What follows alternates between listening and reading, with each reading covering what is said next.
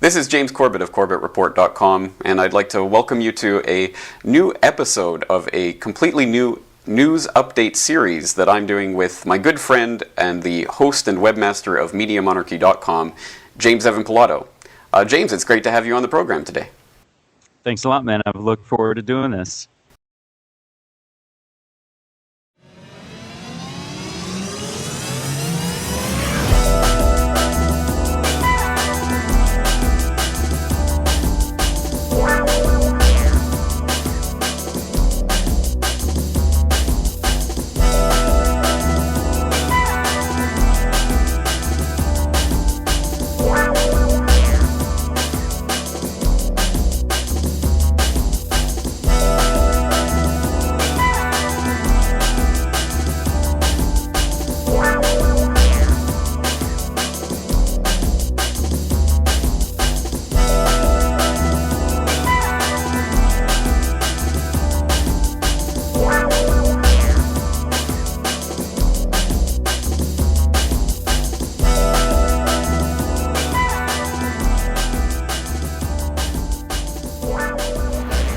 Welcome to New World Next Week. I'm James Corbett of CorbettReport.com.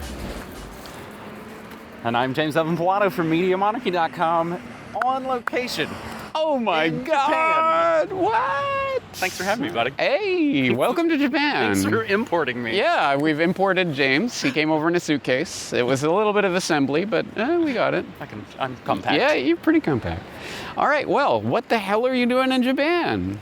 It is our 10th anniversary of New World Next Week. Oh my God! 10th anniversary. I think we've pretty much nailed the 10th anniversary. October 11th, 2009, for those keeping track at home. Scroll to the bottom of the playlist and find out the episode when... But don't watch it. Yeah, just, it wasn't the best. Look at the best title. production. Yeah. We didn't do titles yet. No. It was just, I think New it's World straight Next in, Week, yeah. October, and yeah, I mean, I remember, I think, honestly, I emailed you first. Yep. In 2007 Do you remember why?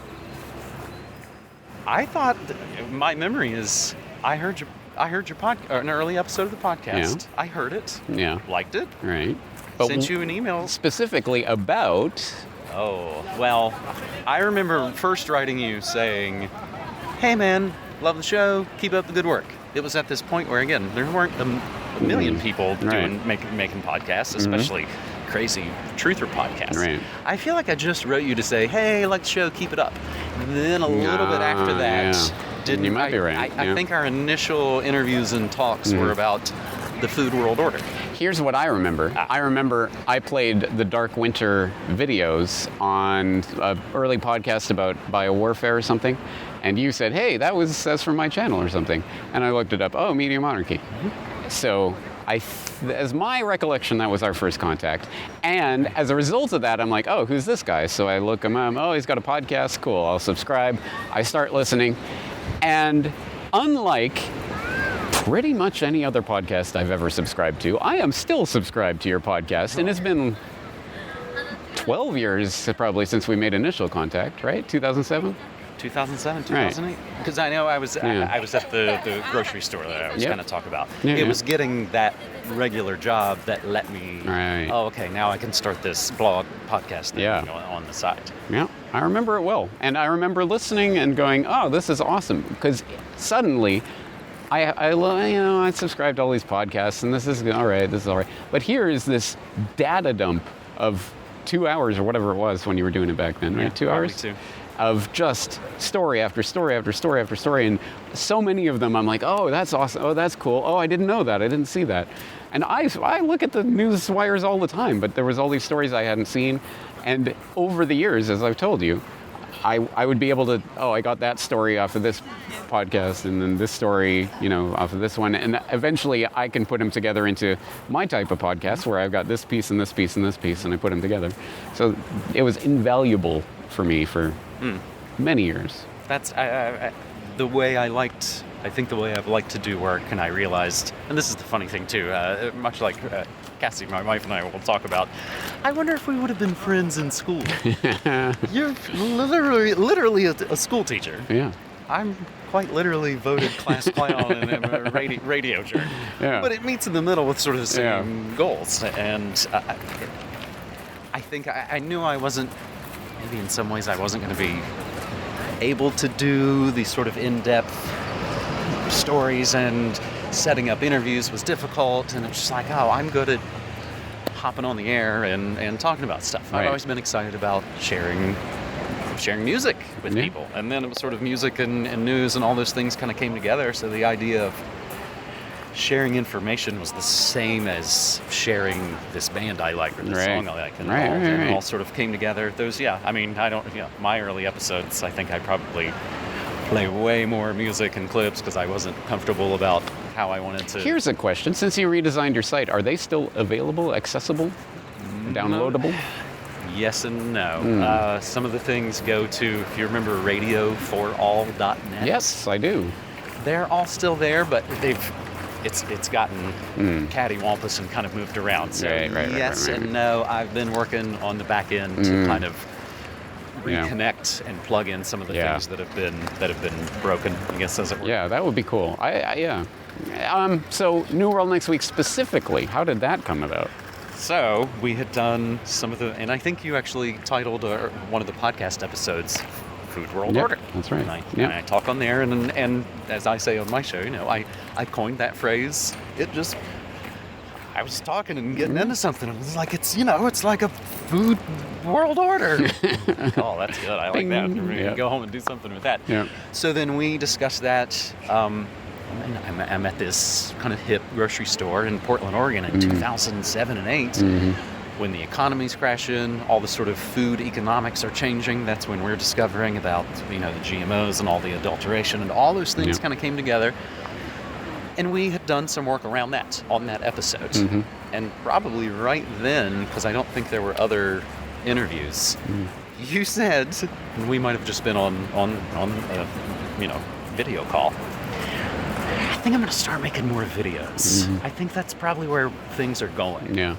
So maybe we should think about some kind of regular show. Yeah. That was back in the day when YouTube would only let you upload 10 minutes. 10 minutes. So also those. You'll notice the early episodes were always rushing to.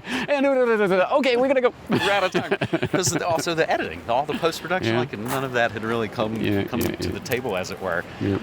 So you had said, hey, I think I want to make more videos. We should maybe think about making a regular thing. I don't even know if you said we should make a regular thing. I think because you said you were interested in doing it. That idea came up. I remember we talked about it. I think we talked, because we did a few interviews, right? You interviewed me a few times. I interviewed you a few times. There was some back and forth. I think we talked about it a few of the times, and eventually it was like, let's actually do this. Okay. That's the way I remember it. Maybe when we then said, let's actually do this, I feel like then I was like, I came up with the title, which I don't know if we've ever actually said, let's do it. We'll tell them. I think we have said. We have said, okay. But it was many years ago. Many people don't know. It's a play on a Council on Foreign Relations podcast called The World Next Week, right? Which was one of the numerous, podcasts I was listening to. I was doing this overnight graveyard shift stocking thing at this grocery store. So every night I had all the freshest AJ, Jack Blood, Fetzer, Tarpley, Daniel, I could listen to all the new shows every single night while I was doing this work. Along with, sort of, as we've said before, listening to the enemy. Listening now, what's the Council on Foreign Relations talking about? And it sort of came to me that, we could be the New World Next Week, and it plays with New World Order. Right. I liked as soon as like Food World Order, New World Next Week sounded like... I would say people, for an extra Easter egg, should check out the World Next Week podcast logo and our New World Next Week podcast logo and compare them. But I'm not sure if they have the same podcast logo anymore. I'm not sure either. Well, I don't know that we really have the same logo. I still use it. I use that, and I made that. That was one of those late night, early, Photoshop manipulating. Photo manipulator, right? Generic photo manipulator. Late night things. I was like, those. I do feel proud that I kind of came up with the name and made the initial art, and that's what we kind of hit. You're the name guy. Whenever I have a project we're going to work on, you can do the name.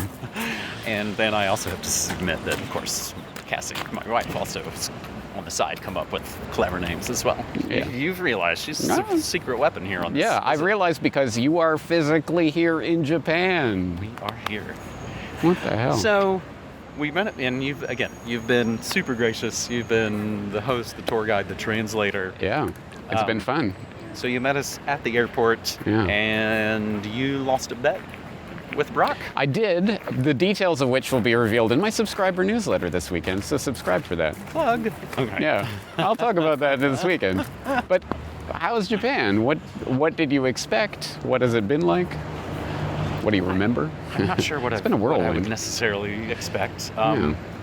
I can be cagey about traveling sometimes and not wanting to, and I know I probably get a lot of that from my dad. Cassie, again, really kicked my butt to make sure that Right. that we did this, that it did really Yeah. all come together, and we got the tickets and we came over. I was a little nervous about it. It was the longest flight I've ever yeah. taken, and this is my first time out of the lower 48. Yeah. We're a little embarrassed that we lived in Portland, Oregon for 13 years and Never went made it right anywhere. up into Canada. Yeah. Now we live in New Mexico, and we'll probably never go to Old Mexico. We'll see. It's been beautiful. It's been very kind and open. I get such a kick out of all the cultural, the words, the mashups, and The signs, the signs, all all the this stuff. illustrations. Yeah, yeah, yeah. That'll probably be in all my feeds for now. Then episode covers for weeks and weeks. Yeah. It's very hot. I was surprised at how hot it was. Today, right now, as we record this, a little bit chilly. A little bit chilly. This is my first. Thank God. Yeah. Ugh. We were in Portland actually before we flew here. We hadn't been back since we moved away. All right. And something even in Portland I was reminded of for a couple of days is there was a drumstick on the street when I was coming back from the record store. Pick up this drumstick. I carry it the rest of the way back to meet with Cassie, banging on things, hitting all the fun stuff. I always loved that. Love that about Portland. There's always just sort of oddball things left around. We're out, the other night, we're crossing the street, and I see these cards. And I couldn't tell. no. I didn't know if they were playing cards or magic cards, and honestly, I don't Yeah. really know what they were. Yeah. And I run over and, of course, pick one up. Yeah. I was like, oh, Konami, the video game thing. And, I'm not supposed to pick things up off the street, and I do recall. No. I'm not sure where I heard it, and I know I heard it years ago. Oh, I hear it, it's the truth. If you drop $100 on the street, it'll still be there. You can come back and find it. Then you've also told me Yeah. if it'll either be there or someone took it to The police station, the police box. box. Yeah. And they're always in there. They're all working Yeah. away. So again, it's these cultural. Very different culture. But so we've been to Hiroshima. You saw the Peace Museum. What do you Did. think about that? That was heavy to say the least. But beautiful, amazing to sort of be you're mixed in. Of course, there's all kinds of tourists and all kinds of people, but then there's all kinds of school kids. So something that heavy, something that sort of crimes against humanity, and then you're mixed in with all kinds of children. It has that Yeah. extra Yeah. kind of heavy feeling. Yeah, definitely cried a bit in there. Then even later on that evening, Cassie and I, we go hang out at a coffee shop and hang out and continue to Talking talk about about, yeah. some of the history of World War II and Yeah. so that was a lot. That was a lot It was to take intense, in. yeah. And I'd never been to. There's the Holocaust Museum in D.C. and I never. It's probably the heaviest kind of place like that I've been to. Yeah. It's intense. So I don't think that's- people are prepared for it when they go in. It's like, yeah, you're going in for something. I've been in 3 times, I Oh. think, or maybe 4. And I got to say, not only is it not getting any easier, that one was actually rougher on me because now that I'm a father and you're looking at, pictures of dying children and stuff, it's intense, It was rough. Yeah. What did we do right after that? Well, there's some sort of. Did we have some sort of release? I think that night was karaoke. Yeah. Well, and there was a big reveal there in the karaoke, even actually to my wife. She said, I didn't know you could sing Smashing Pumpkins like Smashing Pumpkins. So He sang Disarm, but he put a croon on it that was, he cleaned it up. It was pretty. as I said, that is the way Billy would sing if he could sing. So it was beautiful. I, of Thank course, you. kicked it off with the Morrissey song first. Of course. You got to warm up. But that was a blast because that's not American style karaoke. No, right, yeah. I always forget because I've never done the American style. I've only done the Japanese style. But yeah, you're in a little room with your friends and only your friends. And only your friends. Some of those are starting, I guess, to make their way around. A place did open up in Portland where you have your own private room, and it does make it easier. That's the sort of the extra thing, the sort of American style, is you have to get up and do it in front of this entire bar. Right. Yeah, that would be uncomfortable. But speaking of friends, we're there with my band. You got to meet my band. I got to meet all the guys.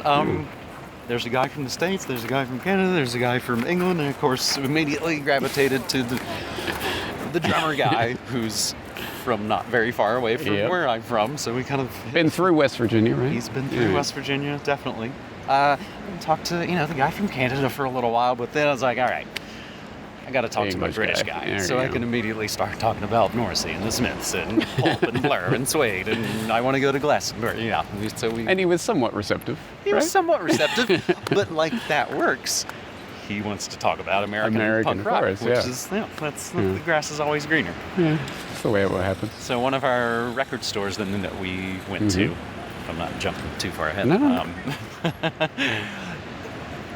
Was it because of the dollar amount that I spent that it was like, oh, do you want the stamp card? I guess so. There's probably a threshold, yeah. Of course, I'm not going to go there again. So now I'm able to give that stamp card, and it's going to be able to go to... I hope I have it. Yeah, I've got it. Yeah. I'll give it to Murray or someone. Yeah. So now the British guy will like me even more that I'm giving him like a free, some stamps on the card. So you met my family. You saw my home life. You saw my children crawling all over me. Again, what a blessing that you literally opened your home up to us. Yeah. And we got to stay there a few days. It was awesome. It was fantastic. Yeah. Your kids are great. Your family's beautiful. It was a good time. We had a good time. You have no idea how excited my especially my boy was for the few days before the lead up. Oh, are they coming today? Are they coming today? No, it's the next day. Don't worry. They'll be here soon. And then even when we parted ways, he gave you a beer. True story. Never been given a beer by a small child. He's got your number though. He did, and actually, even that was maybe the first night we were back at your place. I was talking with your wife about, we were out earlier, and they did this and they did that, and I mostly had beer. She was like,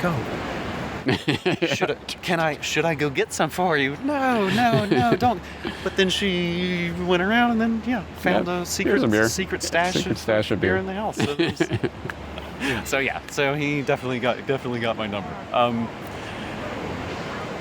And we've been to Kobe. We went to Kobe. That was yesterday, right? Yeah. That was pretty fantastic. Yeah. As I joked, maybe one of our folks, probably, I'll get back and they'll be like, you were at the World Cup of Rugby? And you didn't even go in the fan zone? Apparently, no idea. So that's been something through this trip that, the Rugby World Cup is going on. So there's all kinds of folks in their jerseys and the subways all over the place. Yeah. So we go to the harbor in Kobe, and I guess that's where they have sort of the setup where people go, and they had a large screen set, and the game is on. We walked just past that and just sat at the harbor, watched the beautiful sunset. Very, very pink, very changed just every time I glanced away and looked back. It kept altering. Then we went into the city. Yeah. And you took us to a jazz club. Yeah, my favorite jazz club. It's a beautiful place. I love going there. I go there as often as I can whenever I'm in Kobe, and I'm not going to tell you which one because I want it for me. You guys don't go there. They would, they'll store your whiskey. If you buy a bottle of whiskey, you pay a thing, and they'll keep it for you. And I noticed there was more than a couple of tables. It's like, that's their whiskey. Yeah. They brought over this sort of half-full bottle. Imagine living in Kobe and being able to go there whenever you feel like it. Yeah. Looks like they have music almost every night. No, every night. We check the calendar. It's every single night. That was fantastic. I had had a pizza and a stout. It was Yeah. great. Really good stuff. And again, as we maybe said, I feel like it's been a little bit of a reveal that you're as into jazz as you are. We're gonna now after this. We're not going to be talking about Sloan or Smashing Pumpkins anymore. Let's talk about jazz. Yeah. And today we are in Kyoto, where we just saw Monkey Park. Monkey Park. So we went to a monkey park, which is one of the things Cassidy definitely most wanted to do.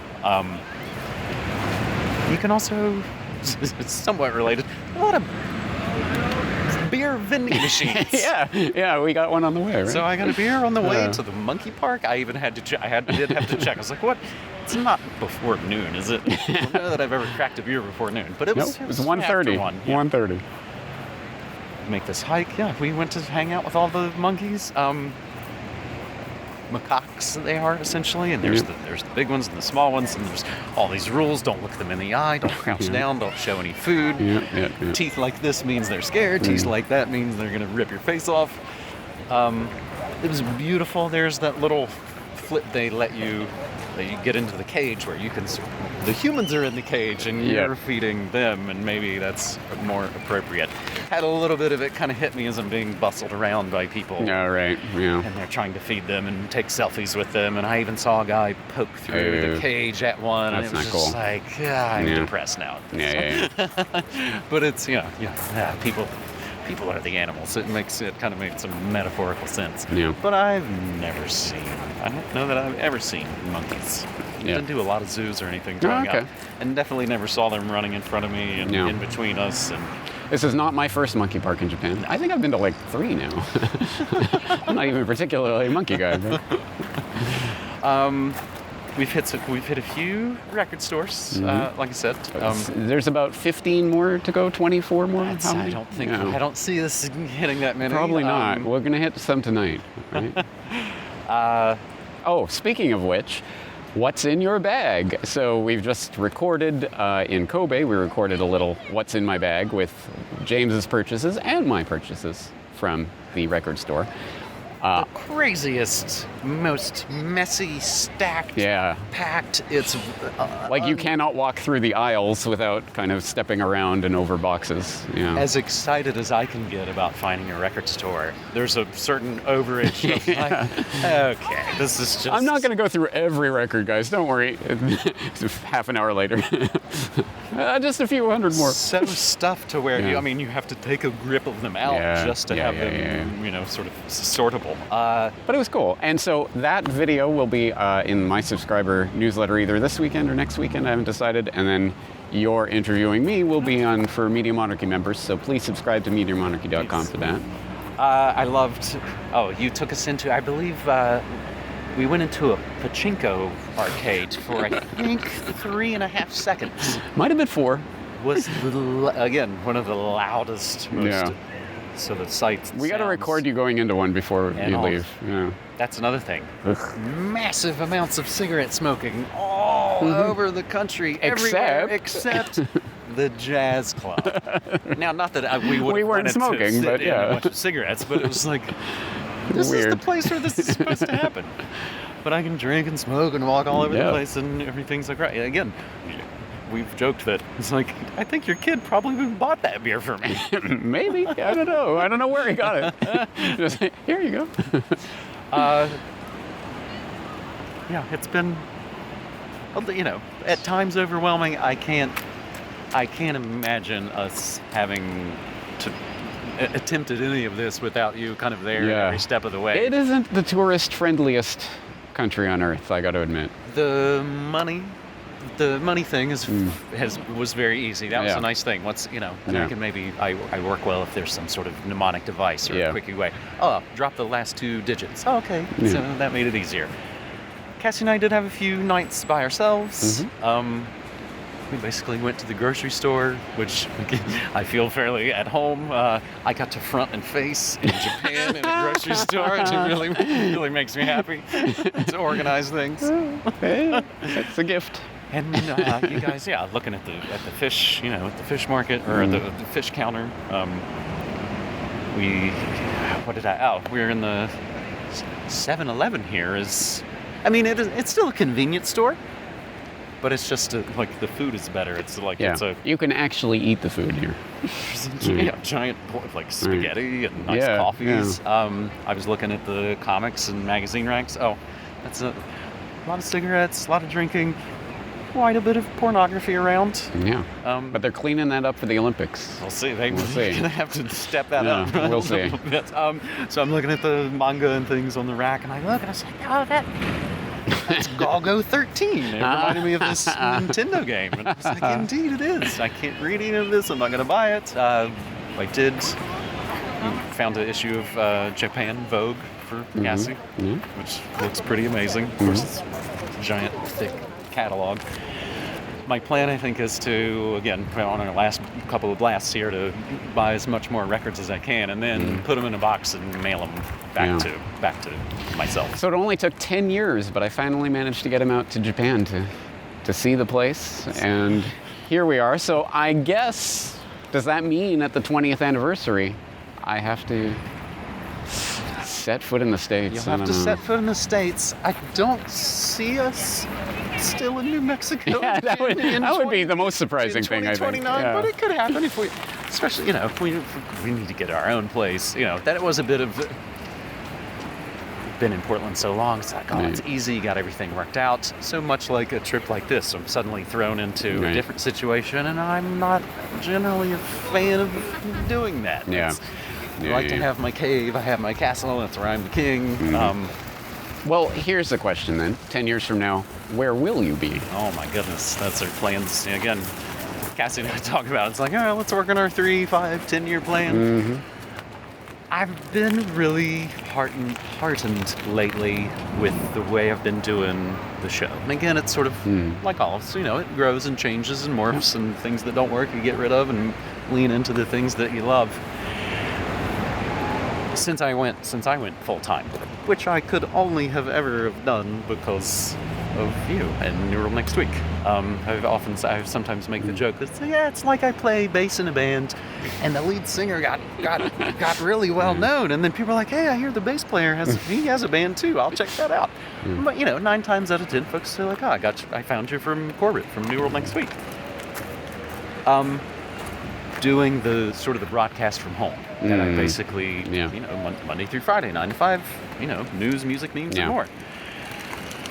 Doing internet radio like terrestrial radio, and seeing it have that, seeing the sort of the reaction, the interaction from folks who resonate with it the same way that I did as a kid. Creating a community of listeners, hiding the radio under my pillow at night and listening to the radio station. That's what's always drawn me to radio. The live kind of part of it. Yeah.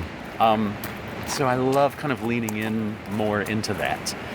And again, as you and I have talked, it's a very different sort of alt media world. And actually, I had a guy say it's just media now, man. Yeah. You're not. It's not alt anymore. Yeah.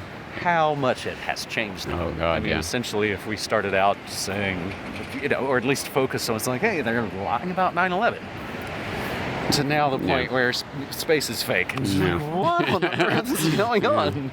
And everything else. Everything else. So it does, again, make me lean a little more towards music and things. Right. That sometimes I'd rather talk to Brent from the Dandies maybe about politics than just talk about politics. Right. Well, this is the thing that I've learned over the years is if you're not doing the things that you are genuinely interested in because you are interested in them and that it's what you want to do and what you're passionate about, if it's not that, then there's no way I could have done this for 12 years now.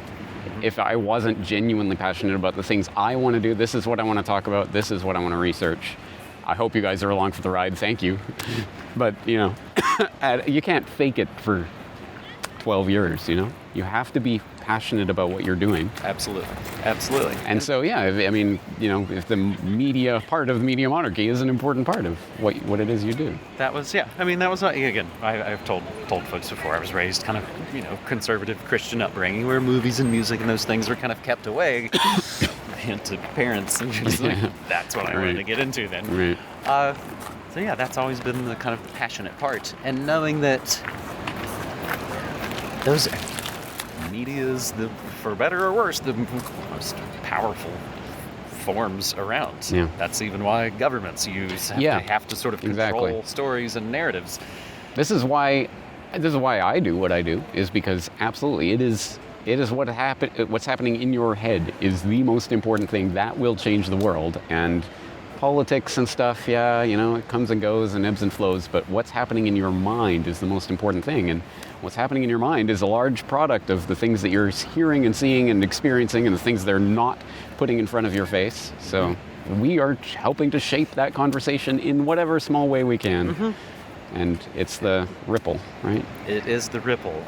There was a guy, I did joke to him that he outed himself.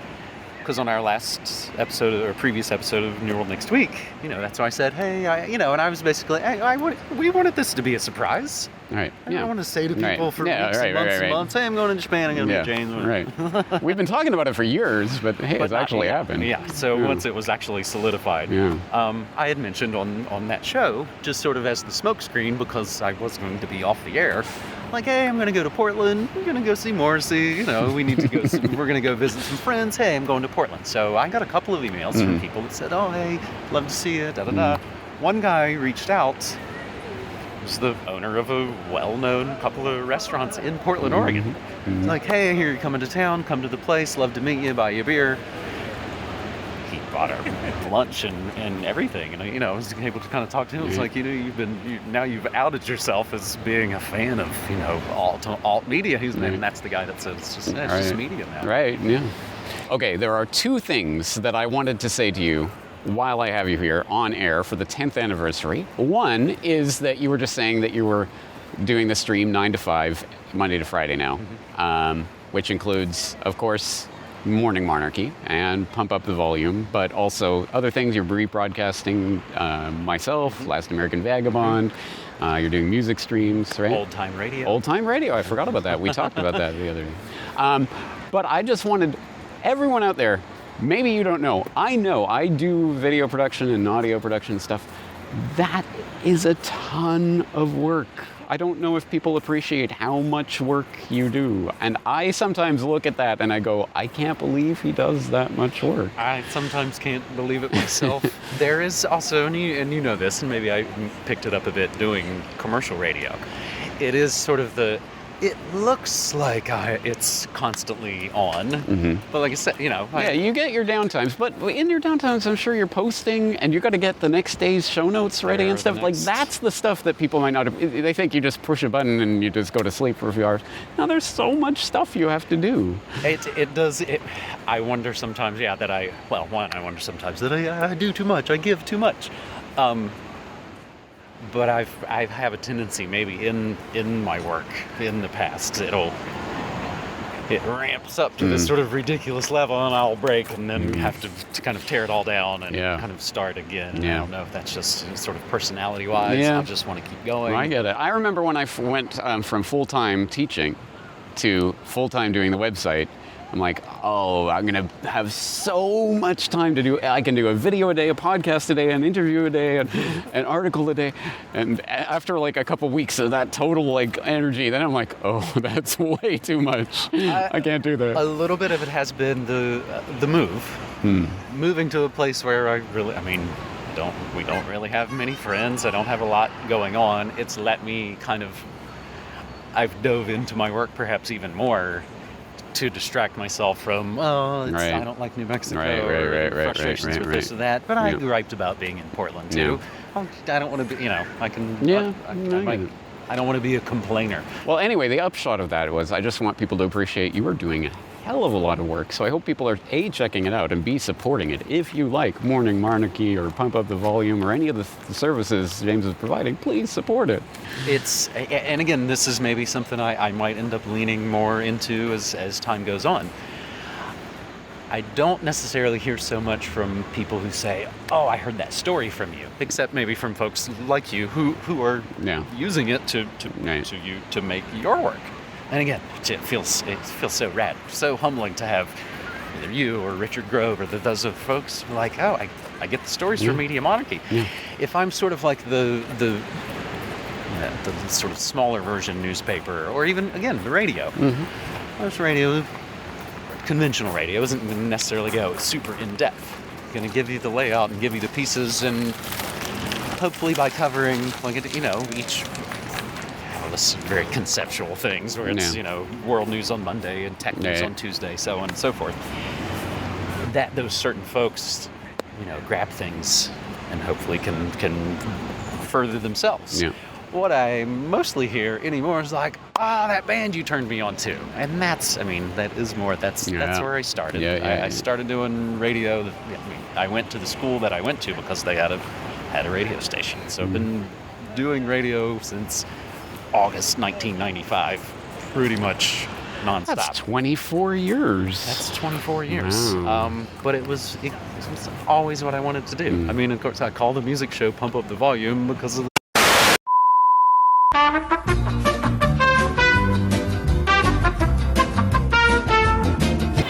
All right, and we're back with a new mic. Sorry. Anyway, I was technical. Talking about how I like to talk and killed all the batteries. That's very true. All right, so I did say I had two things I wanted to say. One is you work extremely hard, and I want people to appreciate that. Two is that there is no possible way I could have done New World Next Week for 10 years with any other person I have ever met in the alt media. There is no way it would have worked. You are the only person I know who would come week in, week out, put in the work, and actually do this. And no drama, no craziness, no weird detours. We just do the work. And I've never met anyone I could do that with, other than you. It's, again, it's a blessing. It's a true blessing. It's the same way. We've figured out a workflow. It works fantastic. We've got the time. I mean, we've got it essentially like clockwork. Yeah.